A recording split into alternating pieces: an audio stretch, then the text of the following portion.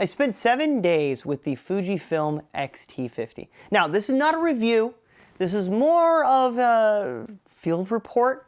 I really wanted to make sure that I kind of just had some fun while traveling non-stop for 7 days for seeing family on Christmas. But while I was doing that, preparing for the trip, I thought, you know what? I think it's time to kind of start thinking about what's my next adventure. Many of you know I've been a Sony shooter for the last 2.5 years, and I've been recording on the A7 IV as well as the FX30. Well, I sold the FX30 recently just to make room for the FX3. That will come in time soon, but then I realized that with the lack of having two cameras, the A7 IV, which I'm filming on this camera right now, has now moved from a photo first camera down to a video first and hybrid camera again, to kind of fill that void of photo first, a go-to camera that really kind of explores my creativity, but also not get in the way when it comes to trying to take a picture, because I have been seeking permission when I've been needing to seek inspiration. I've had a lot of roadblocks, a lot of friction points. One thing is that I don't get photos edited as frequently, so I've been tempted with the Fuji system.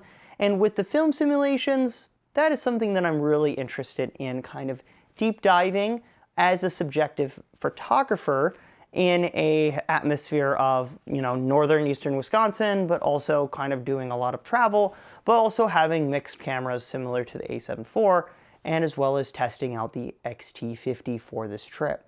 Having 7 days non-stop, constantly traveling was the best experiment, because if a camera could keep up with me there, a camera could keep up with me moving forward in my life. Does that camera have enough to scratch the itch that I have? Looking forward, a photo first camera. Now, don't get me wrong, I love my Sony A7 IV, and I'm never gonna sell that thing, because full frame, beautiful picture, because it's a 7K image, downsampled to 4K, really great lens choices, and I don't think I'm ever gonna move away from a Sony first camera system. The Fuji X-T50, when it comes to a specific camera, is really small, and I like how small and compact it is compared to the A7 IV, the FX30. But when I'm shooting and I got gloves on and I'm trying to alter it, or mittens, I've noticed my wife has had some issues when it comes to recentering the focus. You have to have both hands. You can't shoot with one hand, one-handed. Yes, you can shoot like this, which is nice. The problem is, in order to refocus or mess with any of the dials, I've noticed I have to tuck and then use the eyepiece. This is more my subjective Ken Kojus, traveling, consistently making content, but also documenting life instead of creating images. One of the biggest things when I was shooting photos is my family who's been around me holding a camera and taking photos of them, or my wife who begrudgingly kind of sits in front of the camera taking photos. She even mentioned that the camera is cute and petite and gives you that perspective of, oh, it's not that actually intimidating. I rented 2 different lenses.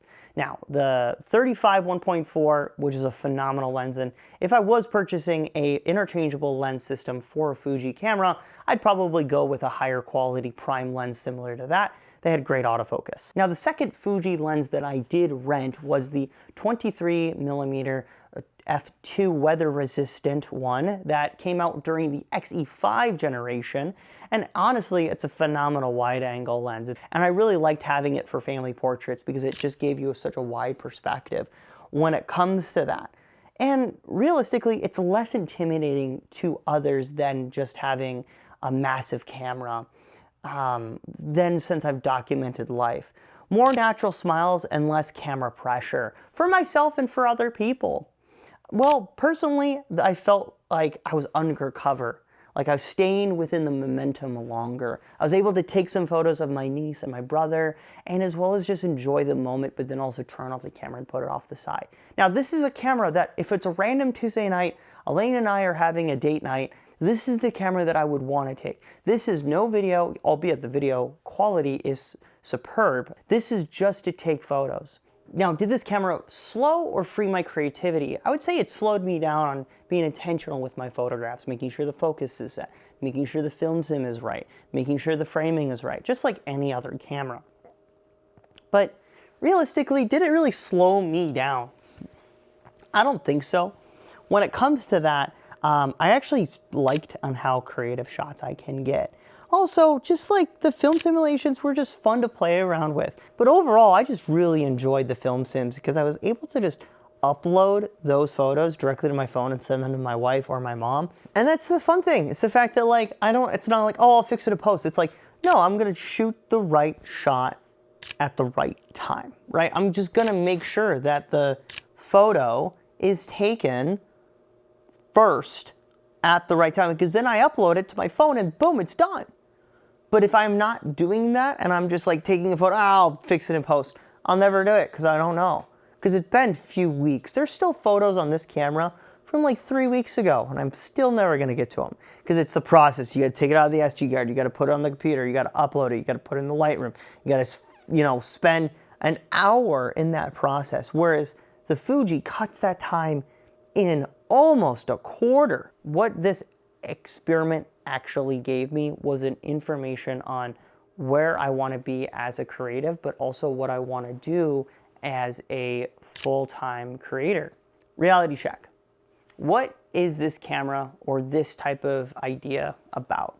It's not replacing my A7 IV. Nothing's going to replace my A7 IV unless I get a new full-frame camera. I love the A7 IV. I think it's a great hybrid camera, and it's great for these type of use cases, photo and video.